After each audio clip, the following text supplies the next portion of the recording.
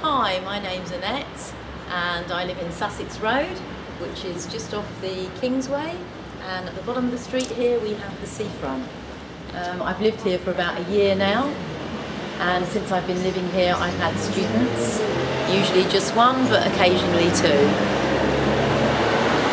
This is the student kitchen, and they've got a hob there, a microwave, kettle, toaster, fridge, everything they need really.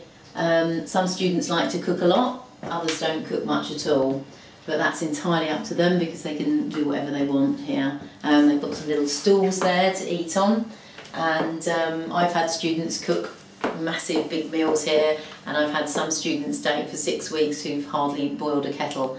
But as I say, that's entirely up to them, and it does very much depend on their eating habits and how busy they are. Certainly there's no restrictions put on anything in as far as cooking is concerned because I have a separate kitchen.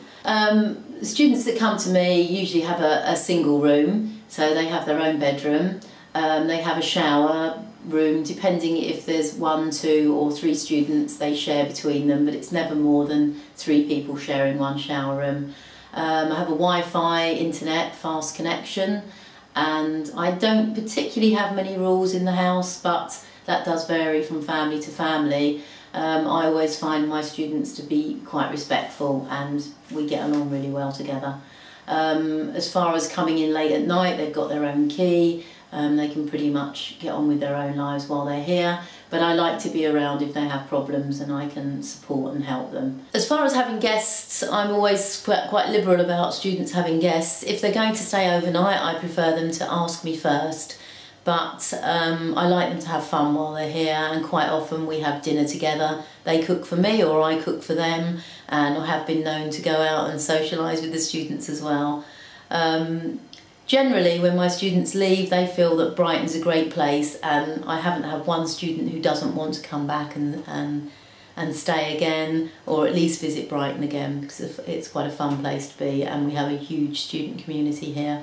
Okay, apart from the use of the kitchen and shower room, etc., there's a washing machine there for the students. So self-catering students just live completely independently. They do their own washing and their own cleaning. Do expect them to clean their own rooms and hoover, etc. So it is more for the independent student, which I prefer to have because I live quite a busy life and I have 2 jobs, and I wouldn't like to cook for the students every night, which is why it's nice for me to invite them to eat with me, you know, occasionally, and for them to cook for me. Hi, because we live close to the sea, we don't really worry about having too much outside space here. But this is a little patio, and I say to the students who do smoke that they're welcome to sit and have a cigarette out here, because it is no smoking in the house. But most students seem okay with that, and as I say, they can come out here. It's sunny in the afternoon and they quite enjoy sitting out here. Although there is a financial element to having students in my house, I thoroughly enjoy having them here because I can find out about their culture. You know, we cook together, we laugh together, and I really hope that when they go home they've improved their English tremendously. You know, I've had some quite high-level speakers, and sometimes it's quite difficult to see an improvement with them because they come in and they're already really, really good. But some of the low-level speakers that I've had, I've noticed, you know, in 6 months the difference is incredible, and they become so much more fluent and learn all the little nuances and the little sayings that we have, and some of them even develop a Brighton accent, which I'm not sure if that's a good thing or a bad thing. Absolutely. You know, I have some students who come in and have absolutely no idea how to use a washing machine. I can tell they've never boiled an egg or boiled noodles or whatever they like to cook, and some of them I catch them Skyping their mothers to find out how to cook things, and you know, within a few months they gain so much independence. I think they grow in so many ways. Actually, it's difficult to encompass it all. But the main thing is obviously their English improves, they get a glimpse of what it's like living in an English family. Okay, apart from me and 1 or 2 students, I have 3 sons who are coming and going back and forth from university and from travelling.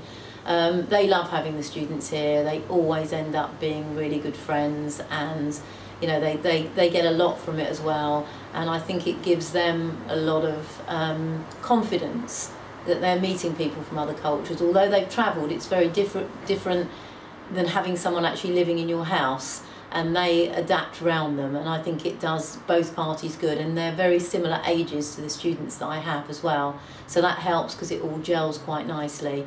And you know, I think it gives them confidence when they go to other places and they meet people from other cultures, because they've always got something to say, because they've actually met someone and known them well from whatever part of the world, which I think is a great asset.